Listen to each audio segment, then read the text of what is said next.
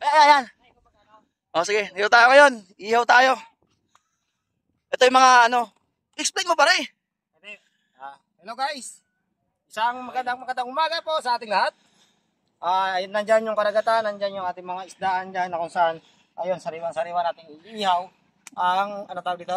Lapu-lapu yan pre. Lapu-lapu, tinitawag daw sila dito na special. Snapper. Snapper ba? Red snapper, parang gano'n.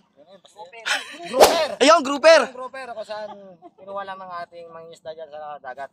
Pero ang ating ginawa dito ay meron tayong artificial coral reefs na galing sa mga gulong ng mga sasakyan katulad ng motor, tricycle, lahat ng mga sirana mayroong pwede pakinabangan para maging improvised coral reefs yan.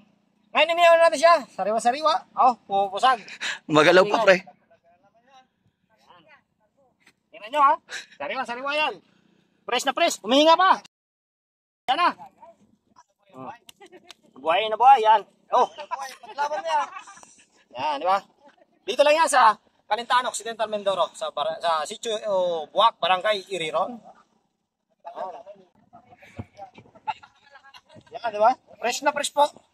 Mula doon sa kay Kuya Buboy. Yan, Kuya Buboy. Ayan o. Ating lumang taong man. Tinan nyo naman oh. Ayan oh. Pana lang oh. Tinan nyo. Ito yung igat dagat. Ayan oh. Grabe yung igat dagat oh. May malaki pa dyan? Ay ito. Karatungan pre, ano? Oh. Ito ano yan? Karatungan. Anong isda yan? Ito to. Ito ay talakito. Meron pa tayo isang karatungan.